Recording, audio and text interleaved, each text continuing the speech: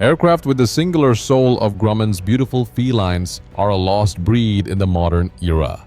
With a doctrine of rugged simplicity, Grumman forged the magnificent cats that helped the United States put an end to the Empire of Japan's undefeated streak during World War II. They may have lacked the ostentatious flair of North American aviation's alluring A5 Vigilante, but like their namesake, they were beautiful in their tenacious way. The path to perfection is paved with trial and error, a truth Thomas Edison knew well and one Grumman experienced firsthand. Before the legendary cat family could rule the skies, there were stepping stones designs that, while not revolutionary, formed the very bedrock of future success. Today, we honor those forgotten felines, the nameless beautiful cats that never earned their stripes in battle but whose stories still deserve to be told. Design evolution from F2F to F3F. The evolution from the F2F to the F3F represents a fascinating chapter in Grumman's early naval aircraft development. In the aftermath of the 1929 stock market crash, while most Americans were cutting back on expenses, Leroy Grumman made a bold decision. With $32,000 USD in capital and a small team of aviation enthusiasts, he established the Grumman Aircraft Engineering Corporation in a vacant auto garage in Baldwin, Long Island. This humble beginning on December 5, 1929 would eventually grow into one of America's most respected aircraft manufacturers. Grumman himself brought valuable experience to his new venture. After serving as a Navy pilot during World War I, he had gained significant engineering expertise at Loening Aeronautical Engineering Corporation. When Loening was acquired and operations moved to Pennsylvania, Grumman chose to stay in New York and start his own company instead. The early years were characterized by innovation and persistence.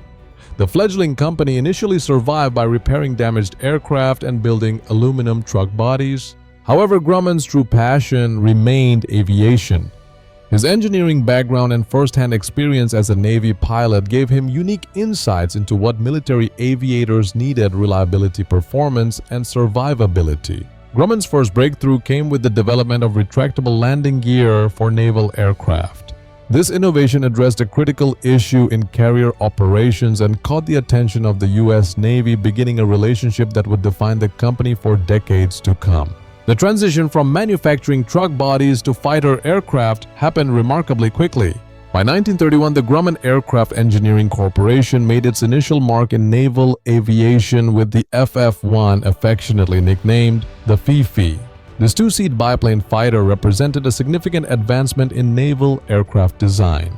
Notably, it was the first U.S. Navy fighter featuring fully retractable landing gear, a revolutionary concept that substantially improved aerodynamic efficiency. The FF-1 first flew in December 1931 and entered service in 1933. What made this aircraft truly distinctive was its enclosed cockpit, a departure from the open cockpits common in that era, and its all-metal construction, which provided superior durability for harsh carrier operations. The aircraft's powerful Wright R1820 Cyclone engine delivered reliable performance, while its robust structure could withstand the punishing conditions of carrier landings. The Navy ordered 27 FF-1s, establishing Grumman as a serious contender in military aircraft production. Furthermore, the FF-1 design served as the foundation for the SF-1 Scout and JF-1 Duck amphibious vehicles, demonstrating the versatility of Grumman's engineering approach. Building on the success of the FF-1, Grumman developed the F2F as a dedicated single-seat carrier-based fighter. The design responded directly to the Navy's 1932 request for a more compact, agile fighter with improved performance characteristics. The prototype XF2F1 first took to the skies in October 1933, showcasing numerous improvements over its predecessor. The F2F featured a redesigned shorter fuselage and reduced wingspan, making it more suitable for carrier storage. Consequently, this compact design improved maneuverability, a critical factor in dogfighting scenarios. The aircraft retained the all-metal construction and retractable landing gear of the FF-1, but incorporated a more powerful Pratt & Whitney R1535 twin-WAS Junior radial engine. Among the F2F's innovations was its improved armament system, consisting of two 30 caliber machine guns mounted in the cowling and synchronized to fire through the propeller. The Navy ordered 55 production F2F-1 aircraft, which began entering service with Fighter Squadron VF-2B, aboard USS Lexington in 1935. Despite its advancements, the F2F encountered several challenges stemming from its compact configuration.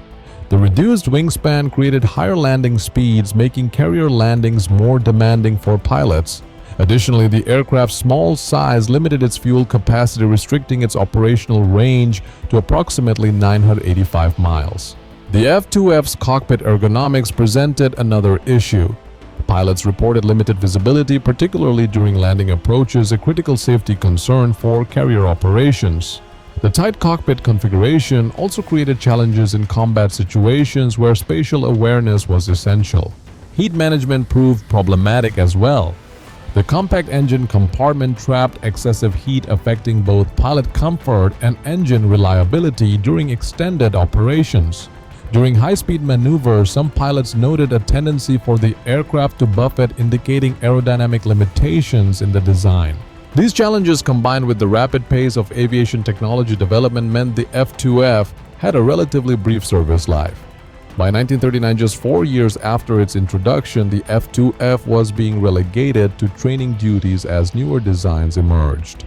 In contrast to its short operational career, the F2F's importance lies in how it shaped Grumman's approach to fighter design, directly influencing the development of the more capable F3F that would soon follow. Navy pilots who flew the F2F quickly identified serious concerns with the aircraft's behavior. After testing and combat simulations, the F2F revealed troubling stability issues and unfavorable spin characteristics that threatened pilot safety. Given these critical shortcomings, the Navy didn't wait for F2F deliveries to begin before seeking improvements. On October 15, 1934, they contracted Grumman for an enhanced prototype designated F3F1. The F2F, despite its advancements over previous fighters, exhibited problematic directional instability during high-speed maneuvers. Moreover, its dangerous spin behavior made recovery difficult in certain flight conditions, a life-threatening situation for carrier-based pilots. These handling issues, combined with the Navy's evolving tactical requirements, necessitated a successor aircraft. The contract for the F3F1 specified an important dual capability. The new fighter needed to maintain its primary air combat role while adding ground attack capabilities. This dual-role requirement reflected the Navy's evolving doctrine regarding carrier-based aircraft utilization, seeking more versatile platforms for fleet operations. The F3F program experienced a troubling start. Grumman delivered the first F3F1 prototype on March 20, 1935, with company test pilot Jimmy Collins completing 3 successful flights that day. Just 2 days later, Collins conducted a series of dive recovery tests. On the 10th dive, disaster struck. The aircraft's pullout at 8,000 feet registered an astonishing 14 G on testing equipment far beyond structural limits. The airframe disintegrated mid-air, crashed in a cemetery, and killed Collins. Undeterred, Grumman quickly built a strengthened second prototype with the same bureau number. Unfortunately, this aircraft also crashed on May 9, 1935 during spin testing. Test pilot Lee Gelbach encountered an unrecoverable spin but managed to bail out in time, saving his life. Grumman engineers, determined to solve these issues, rebuilt the second prototype in just 3 weeks, an impressive feat of engineering resolve. This third incarnation first flew on June 20, 1935, incorporating modifications specifically designed to overcome the spin problems that doomed its predecessors. This time, test flights proceeded successfully, convincing the Navy to place an order for 54 F3F1 fighters on August 24, 1935. The F3F featured several significant design modifications to address the F2F's shortcomings. Engineers lengthened the fuselage and increased the wing area to improve stability characteristics. The wingspan grew by 3 feet 6 inches, providing greater lift and more predictable handling. The tail section was slightly enlarged to enhance directional stability. Another important change involved the landing gear. Designers reduced the wheel diameter, allowing for greater streamlining of the fuselage and eliminating the prominent bulge behind the cowling that characterized the F2F. This aerodynamic improvement reduced drag significantly. Initially powered by the same Pratt & Whitney R1535 72 twin-wasp Junior engine as the F2F, the F3F maintained power commonality while delivering substantially improved handling. The redesign made the aircraft much easier to control and significantly more maneuverable than its predecessor. Grumman's persistence through the early setbacks ultimately paid off. The F3F would become the last biplane fighter delivered to any American military service, marking the end of an era in naval aviation. Performance and engineering breakthroughs. Engine evolution represented the most profound advancement in the F3F series, directly influencing the aircraft's combat potential. Initially powered by the same Pratt & Whitney R1535 twin-wasp Junior as its F2F predecessor, the F3F1 generated 650 horsepower, 700 horsepower for takeoff. This modest power increase coupled with improved aerodynamics allowed the F3F1 to reach 231 miles per hour at 7,100 feet, 5 miles per hour faster than the prototype despite weighing nearly 100 pounds more. The most significant performance leap came with the F3F2 variant. Grumman engineers installed the supercharged 950 horsepower Wright R1820-22 Cyclone engine, transforming the aircraft's capabilities. This power plant drove a 3-bladed variable pitch propeller and featured a redesigned cowling that altered the fighter's appearance. The results were impressive. Maximum speed increased to 264 miles per hour at 15,250 feet, while service ceiling expanded dramatically to 33,200 feet. Performance gains weren't limited to top speed. The F3F2's climb rate improved substantially to 2,750 feet per minute from the F2F's 2,050 feet per minute.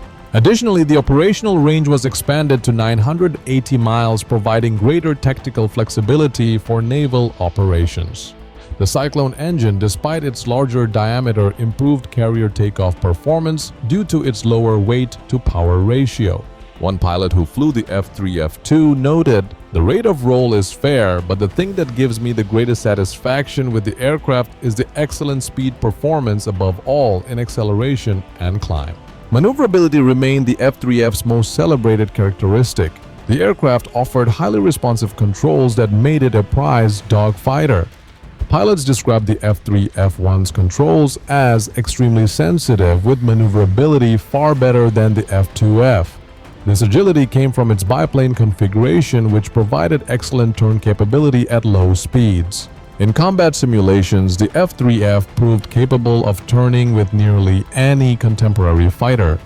Its energy retention remained good at speeds below 250 km per hour, making it effective in close-range dogfighting scenarios. Moreover, its initial acceleration from 0 to 240 km per hour was remarkably quick, allowing it to be among the first aircraft airborne during scrambles.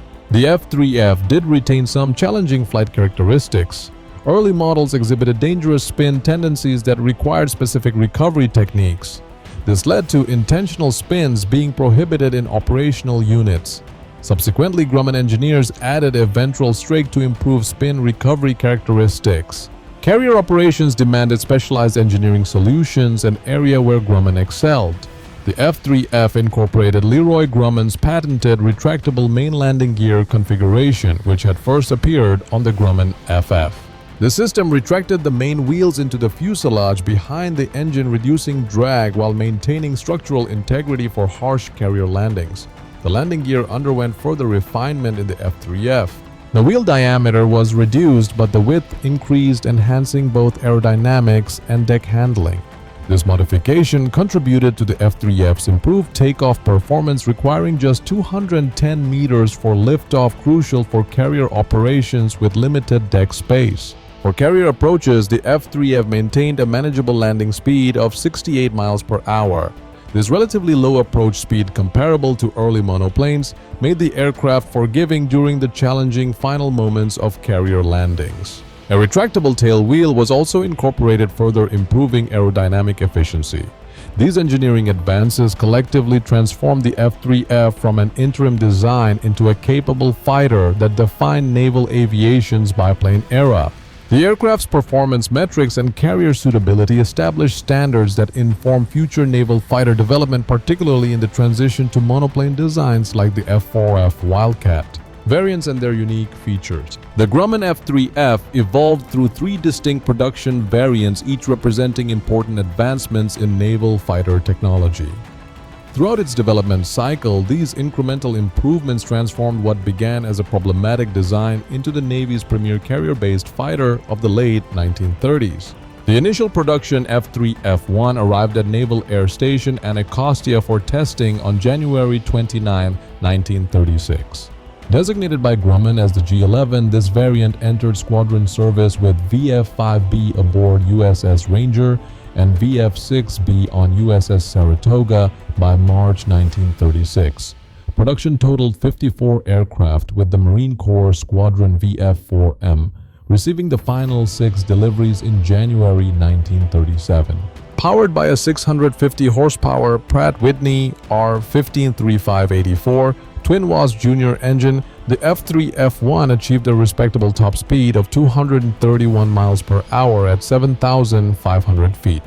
A small fin-like projection added to the empennage increased stability, a direct response to early prototype crashes.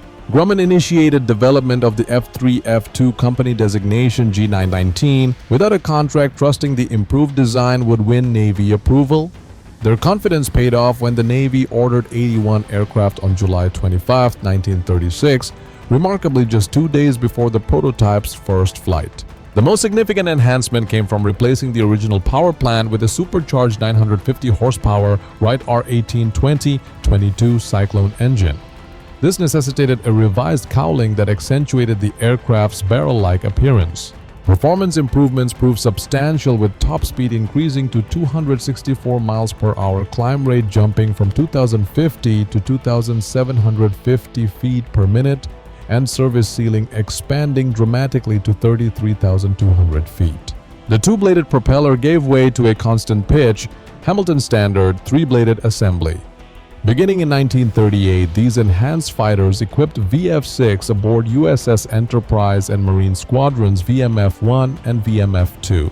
The Navy ordered 27 F3F-3 aircraft on June 21, 1938, primarily because development of newer monoplane fighters like the Brewster F2A and Grumman's own F4F Wildcat was taking longer than anticipated.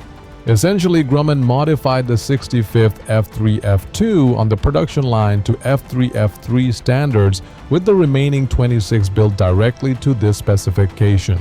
Key improvements included a larger diameter propeller, redesigned forward fuselage, and revised engine cowling. The cockpit canopy received attention now resembling that used on the F4F. These aerodynamic refinements enabled the F3F3 to reach 425 km per hour, making it the fastest carrier-borne biplane in the world.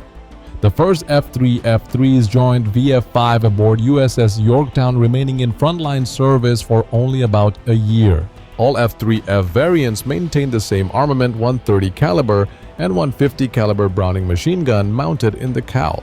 Operational use and training legacy. In the history of naval aviation, the Grumman F3F has served as both a frontline fighter and a vital training platform. Its operational history spans a critical transition period that occurred during this entire period. In the late 1930s, this multipurpose biplane became the backbone of naval fighter operations. It was a versatile aircraft.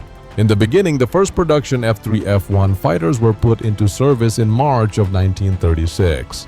These planes were equipped with VF-5B on the USS Ranger and VF-6B on the USS Saratoga.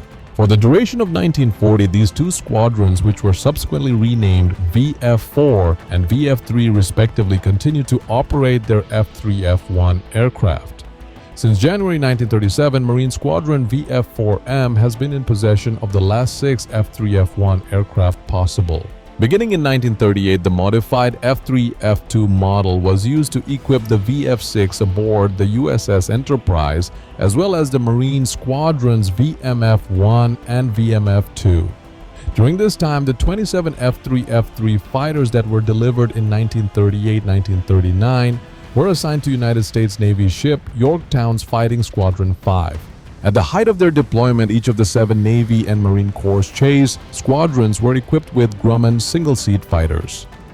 Of particular note is the fact that the F3F was utilized on every fleet carrier that existed during that time period. This includes the 2 Lexington-class carriers Ranger, the Yorktown class, and the USS Wasp. It is remarkable that 117 F3F aircraft continued to serve as trainers at naval sites even after they were removed from frontline squadrons by the end of 1941. First and foremost, these platforms were run out of the naval air stations in Miami and Corpus Christi. They served in this role until December 1943, at which time they were utilized as both advanced trainers and utility aircraft. As ferry pilot trainees, the United States Air Force even made use of 2-place versions of the aircraft given the designation UC-103, UC-103A. Within the realm of training platforms, the F3F did in fact provide a number of benefits. Due to the fact that it was a relatively new fighter type, it gave pilots their first chance to operate an aircraft that had a horsepower rating of 1,000. Because of its quick controls and good mobility, it was both forgiving and difficult enough to help pilots master the essential skills they need to be successful.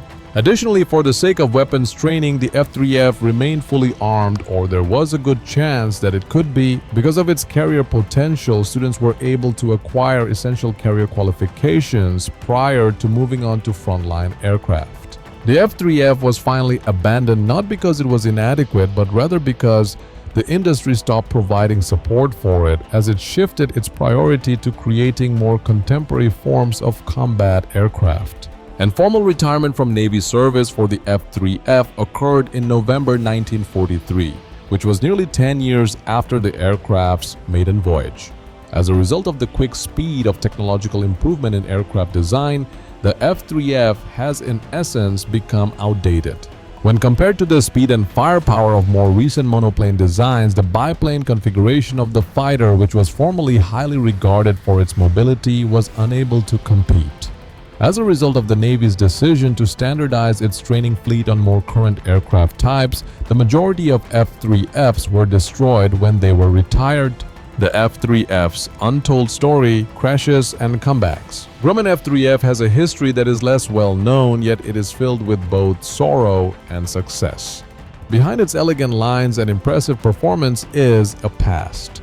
This classic biplane was subject to a number of severe accidents during its development and service life, which had a profound impact on both the evolution of its design and its historical significance. Jimmy Collins, a test pilot, passed away on March 22, 1935, which was a setback for the F3F program at an early stage. The structural collapse of the aircraft occurred during a dive test of the first prototype of the XF3F1.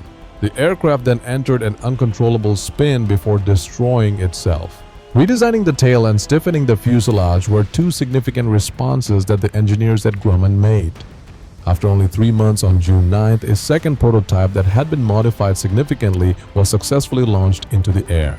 During the diving test that took place on May 17, 1936, this second prototype also experienced a crash, although test pilot Lee Gehlbach was able to safely escape the collision. A stronger and more reliable aircraft that would faithfully serve in the fleet was ultimately produced as a result of these early setbacks. When a Marine Corps F3F2 from VMF2 crashed on the slopes of Haleakala volcano in Maui on January 11, 1941, it was possibly the most impactful F3F incident that had ever taken place. The second Lieutenant John Rene Lasser was participating in gunnery drills when he encountered poor visibility and crashed into the mountainside. He died instantaneously as a result of his accident. In the tropical climate, the aircraft was maintained as a time capsule of pre-war naval aviation since it was left virtually undisturbed for decades at the isolated crash site. Several F3F wrecks have been rescued and brought back to flying condition, which is a remarkable accomplishment. Flight restorer David Taluchet identified and retrieved Lieutenant Lasser's F3F2 in 1967, which was approximately 26 years after the crash that occurred on Maui. The aircraft proved sufficiently stable to serve as the foundation for a flying restoration despite having been exposed to the weather for decades. an F3F2 that had crashed in San Diego in 1940. From the ocean floor in 1988, resulting in the recovery of important components that were used in restoration operations. There are now 2 F3Fs that have been thoroughly repaired and are being flown at air shows. One of these is located at the Planes of Fame Museum in Chino, California, and the other is operated by the Military Aviation Museum in Virginia Beach. A rare opportunity for current audiences to get a glimpse of the concluding chapter in the development of naval biplane fighters is provided by these living examples which have been resurrected from crash sites like phoenixes. The transition to monoplanes and the end of an era. Grumman had already begun looking beyond the F3F biplane design by the time the 1930s rolled around, as aviation technology continued to improve. The forward-thinking strategy taken by the corporation would soon fundamentally alter the nature of naval aviation. While the F3F was being tested in 1935, Grumman began development on the G-16 biplane fighter. This was accomplished simultaneously. Nevertheless, the Navy liked monoplane designs more and more, selecting the Brewster F2A1 as their preferred aircraft at first. The F4F monoplane was designed by Grumman after the company realized that the biplane concept they had been working on had become obsolete. The F4F was able to achieve remarkable speeds of 333 miles per hour after undergoing more improvements. It was equipped with the Pratt & Whitney R1830 engine that operated under supercharged conditions. At some point during World War II, this aircraft would develop into the F4F Wildcat, which was used by the military. The transition from biplanes to monoplanes was a significant shift in engineering that occurred decades ago. Biplanes were exceptional in terms of their mobility and their capacity to generate lift at low speeds, but their struts and doubled wing surface caused a significant amount of drag. On the other hand, monoplanes were able to reach higher speeds and greater economy by utilizing cleaner aerodynamics. As the power of the engine increased, the structural advantages of the biplane became less significant in comparison to the greater performance ceiling of the monoplane. Some of the most important traits of the F3F were passed down to the F4F Wildcat, including its barrel-shaped fuselage and small landing gear arrangement. Throughout its history, Grumman has maintained its reputation for producing fighters that are both robust and dependable. The cantilever wings of the F4F, on the other hand, did away with the performance-limiting struts of its predecessor. This marked the definitive end of the biplane era in naval aviation. At the moment, there are just a few Grumman F3F fighters that are still in existence, which helps to preserve this significant chapter in the history of naval aviation. It was nearly 50 years after an F3F2 that had been abandoned off the coast of San Diego in August 1940 that it was rediscovered by a Navy submarine. The San Diego Aerospace Museum then rebuilt the aircraft, and it is now on display at the National Naval Aviation Museum. A fascinating connection exists between this aircraft and Marine aviator Bob Gaylor, who went on to become a recipient of the Medal of Honor and a double A's during the Battle of Guadalcanal.